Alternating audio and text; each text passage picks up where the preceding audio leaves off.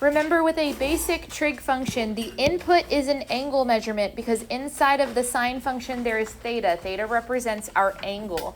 The output, therefore, is the trig ratio or value, the number you know from the unit circle, from the hand trick, from the table, which we will discuss later. But we had to define each of these things.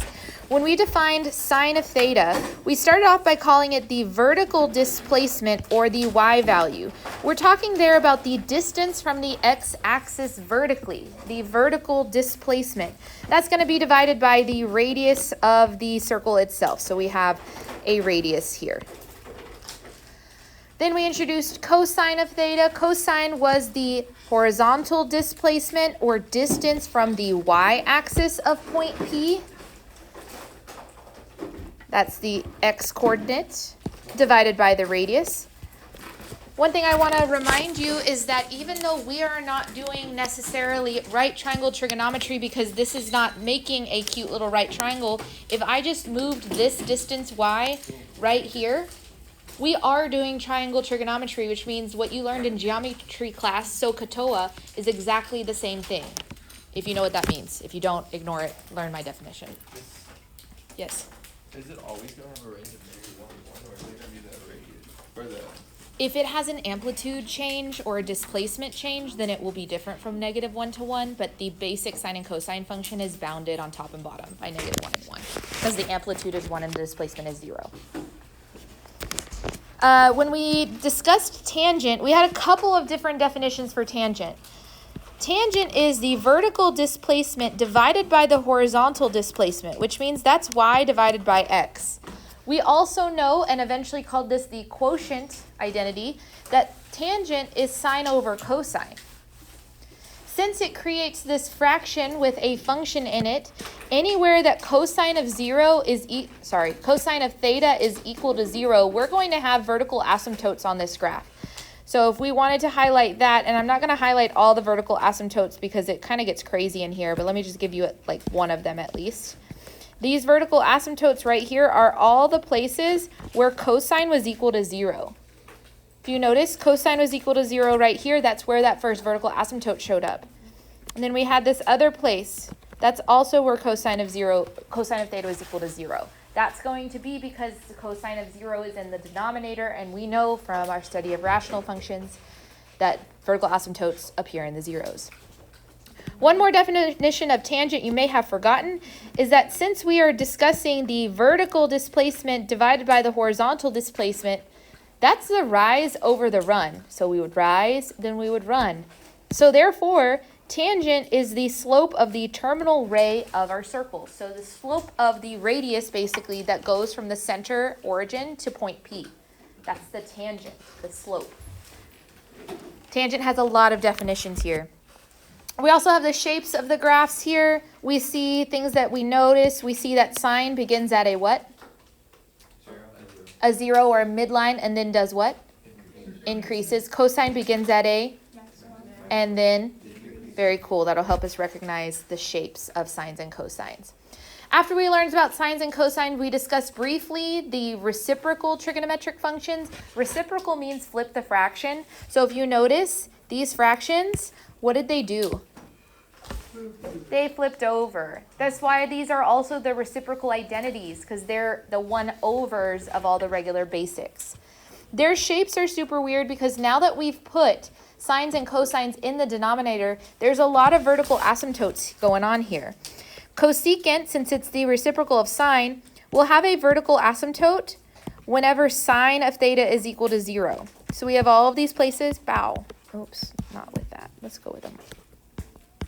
Bow, bow, and bow, and on and on and on, where there's a vertical asymptote for this graph.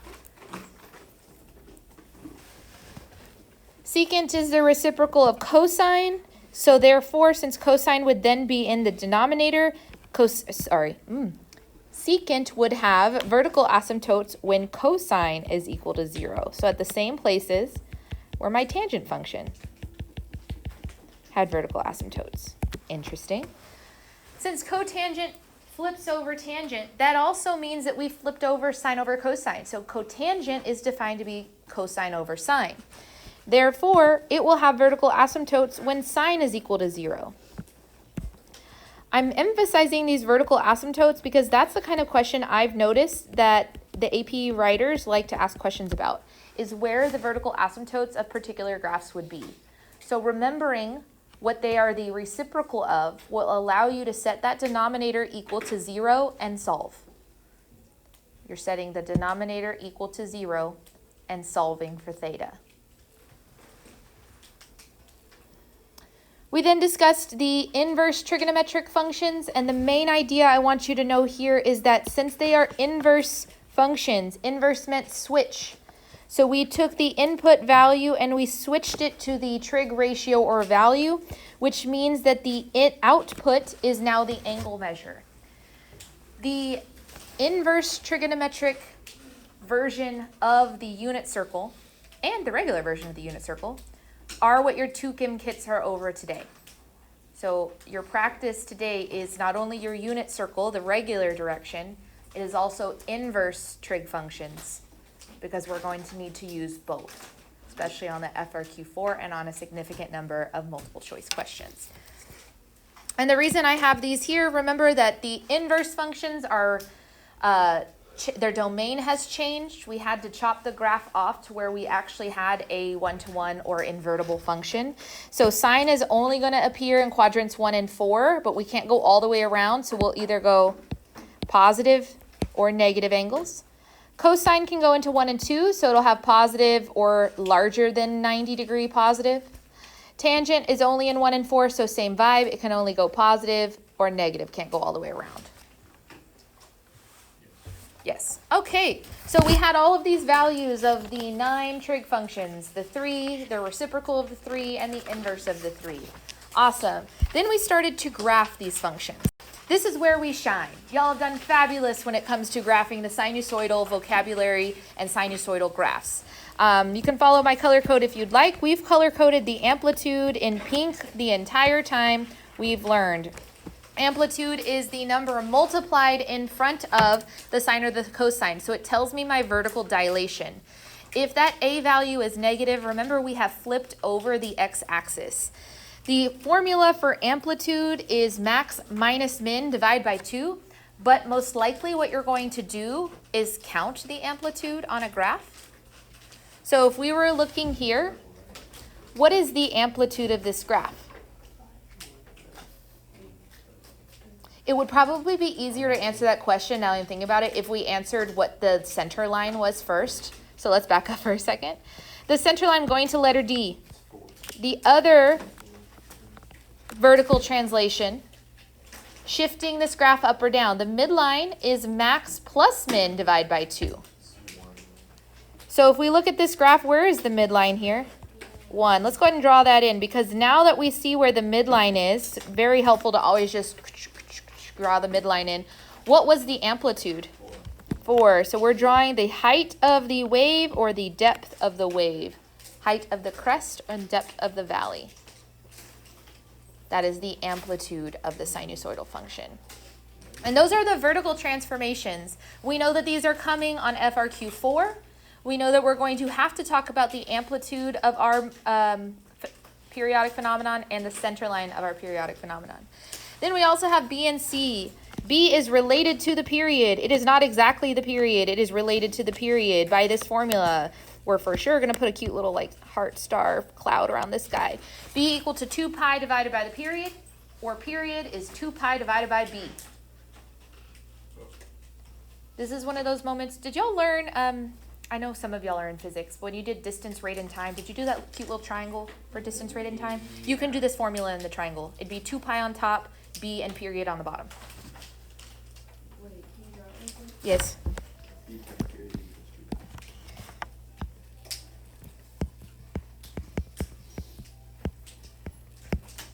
Okay, well, I didn't put the word period in there, but you get it. You know what I'm talking about with this little triangle? Yeah. Where you cover up what you're looking for so it tells you how to solve? Let's take on it. I was looking at something on the right every day about having one of these triangles and freak out. Yeah, it works for this formula. B equal to 2 pi divided by period, or period equal to 2 pi divided by B. We love that. So easy. Boop. Okay, so if I was looking at the graph we have here, a lot of times, and for us, what we're really good at for period is looking at the beginning to the end, finding one wave of the function. Some of us are really good at looking from 0 to 0. Some of us are really good at looking from maximum to maximum. Whichever one floats your boat. How long does it take for this wave to completely finish its motion? Pi. So if I'm looking from 0 to 0 or from midline to midline, right, it would start here and it would end right there. We'd go down, up, down. So the period of this function would be pi. Since the period is pi, if we were actually solving for this equation, we would do b equal to 2 pi divided by the period that I saw. 2 pi divided by pi. So what is b here? 2. This is a moment where you may have to keep, change, flip. Because you may be dividing by a period that's like, it takes 1/6 of a second to do a rotation. That's a keep, change, flip question.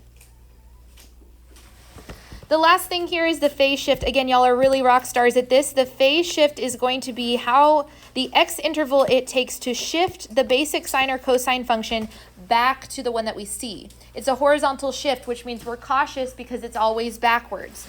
This is the one where if you want to move it to the left, you would say plus. And if you want to move it to the right, you would say minus. Horizontal, inside, opposite. Same transformation rules that we had in polynomials, by the way. But the thing I really want us to remember is that we are looking for the places where the basic sine and cosine function would begin. Is this where a normal sine or cosine function would begin? No, because it's going down. It would be a reflection of the basic one. But we go to the next midline. Is this a good place to start? Yeah, so I would put like a little dot right here, and I would say, hey, this is a good place for sine. I know I just wrote over the number, but we would use minus negative pi over 2 as a horizontal translation here. Where should cosine begin? Bless you. The top, the maximum, because a cosine is going to start at a maximum and then decrease. Now, it does not matter which of these you choose. So you could start this cosine with this horizontal transformation, or you could jump all the way to 3 pi over 2, because isn't this also a good spot? That would work for sine as well. This works for cosine, but would 7 pi over 4 also work for cosine? Yeah, as long as it's one of the places where the graph would work, it's totally fine to do that. Which is kind of fun. You get to write a bunch of different functions. Woohoo! You guys were rock stars at this. I'm not really worried about graphs. What I'm a little bit worried about is solving trigonometric equations. When we learned it, we were great. But I fear that it might have lost our brain. So let's talk through the steps here. This will potentially, most likely, be on FRQ4. Actually, guaranteed. There's going to be a question like this on FRQ4. Your first step is always to isolate the trigonometric function, which means you may just like add and divide numbers, maybe square root, or you might have to factor, particularly factoring a GCF. That's a pretty common one I see. Once you have the trig function isolated, so it'll say cosine theta equals blah, blah, blah. That's when you go to your unit circle in your brain and you find the corresponding angle measures that satisfy that given equation. So where does cosine equal 0? You tell me those angles. Then you consider any domain restrictions. If it says only give me answers between 0 and pi over 2, you throw away any of them that aren't there. And then potentially write a general solution. There will be some of them on your practice problems today. Don't get discouraged, you can do it. In fact, I'd love for us to get there because then we can really practice those. And then, of course, I have everybody's favorite stuff.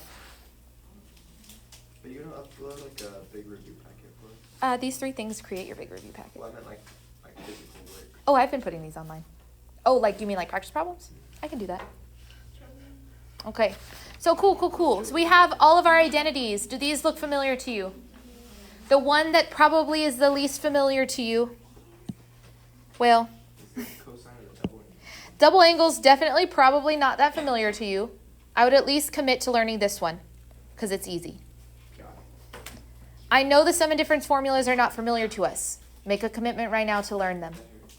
And then the multiple versions of the Pythagorean identity, we got this one. Yay. I know these 2 are not as familiar to us. So make a commitment right now. Write them on a Post-it note, stick it on your mirror while you brush your teeth. read these formulas. Quiz yourself. Kind of smart. You stand there at least twice a day. At least twice a day, am I right? Brushing your teeth and flossing? No. Fully flossed. Hygiene. 4 times. Great. Over hygiene. Look, 4 times you're going to read my Post-it note and then learn the things. Okay, cool. Put this on your to-do list. We have to know these identities.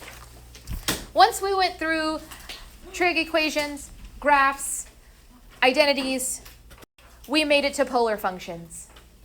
Remember, polar functions, I don't have an example even on here, but they're the ones that are like circular, yes? For lack of a better word, okay?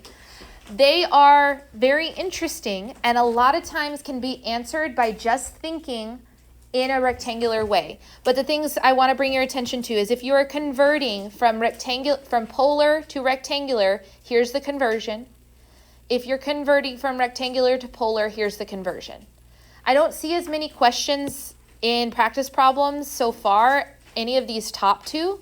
What I mainly see, besides like which of these graphs would work, and you just plug in numbers and make it work, is this last section right here that talks about changes in the distance from the polar function to the origin.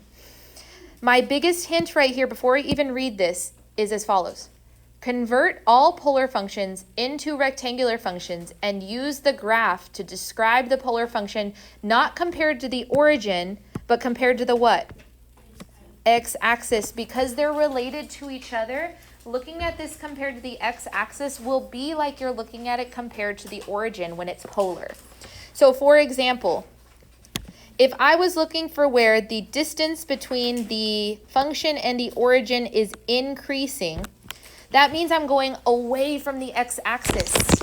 If I'm looking for where the distance between the function and the origin is decreasing, that means I'm coming towards the x-axis. So let's highlight this graph right here. If I'm going to highlight this first piece, am I going towards or away from the x-axis?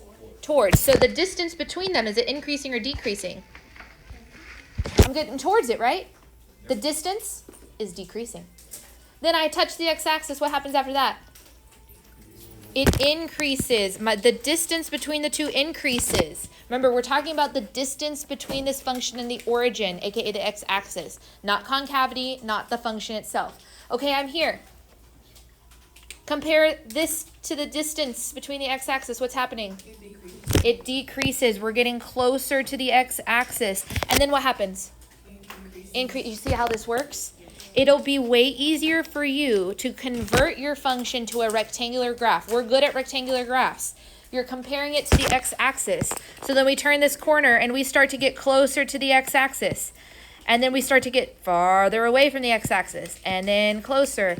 And then farther. And then closer. Oh my gosh, we switched colors so many times. Farther. We're comparing this to the x-axis, which would be like comparing it to the origin if this was a polar graph. It will be more difficult to answer this in a polar context, just because we're not used to it, but we're rock stars at rectangular graphs. So let's go ahead and think about that. I already saw some of you give in to temptation. What's down here? I highly, honestly, #1 recommendation on the brain dump that we've been practicing is that table. Let's see right now. I know I've put the table there. Can you fill it out? Can you still remember all of these things? I've given you, well, you already showed me it filled out. Great. I've already given you all the hints. See what you got. I'll pause. All right. What's the table? 0. 0. Good start. Sine of 0 is 0. Let's do sine of pi over 6. 1 over 2. And then? Square root of 2 over 2. And then? Square root of 3 over 2. Woohoo. And then? 1. Yay, we remembered the first row. How about the row for cosine? What is cosine of 0? 1. And then cosine of pi over 6? Square root of 3 over 2. Okay, you got it. Square root of 2 over 2, 1 over 2, and then 0. They're just reversed orders. Okay, how about tangent of 0? It will be 0 when sine is 0. Very good. How about the tangent of pi over 6? Square root of 3 over 3. Yes, we had to rationalize that denominator, square root of 3 over 3. Tangent of pi over 4? 1. Tangent of pi over 3? Square root of 3. And then tangent of pi over 2? Undefined. Undefined. Very good. Okay, the reason I think that these, at least these top row right here, is very important to go on your brain dump is because this will give you all of quadrant 1. All of this. Because notice, they're all positive, yes? Yes. If I go into one of the other quadrants, they will literally be the same with the same denominator. It's just that it might be negative. Which one might be negative? In this quadrant, everything but sine will be negative. In this quadrant, everything but tangent will be negative. In this quadrant, everything but cosine would be negative. So if I were to ask you, and you had this table written down, what is the sine of 7 pi over 6? Okay, 7 pi over 6. Which quadrant is 7 pi over 6? The tangent one, right? This would be 7 pi over 6. So is sine going to be positive or negative? Negative, and it's negative of this, because this is the over 6. Yes, yes. So -1/2. Negative 1/2, yeah. So having this table, especially thinking of this table, what I'll say is if you think you can write this table down when you do your gym kit tonight, you can have this in front of you while you're practicing. But that's if you can guarantee me that you'll get this written down on your brain dump. Okay? Otherwise, we need it in our brain. Okay? We can answer any question from the unit circle using this, as long as we know which one should be negative. I hope so. I hope so. Last thing here is if you've committed to the hand trick, I just want to remind you what the fingers represent. What does your pinky represent? What angle? 0. What about the ring finger? And what about the middle finger? And then the index? And then your thumb? Okay, fabulous. It still totally works for the whole table on the hand trick. So if you're not going to do the table, you have the hand trick. You take your hands with you to the test. Amazing. What? That feels like a larger problem if your hand gets cut off before the test. I feel like at that point we're not worried about the test, we're worried about your hand. What if I'm missing a finger? You do have toes. If you're missing a finger, we would have discussed before. Okay, no more what ifs, guys. No more what ifs.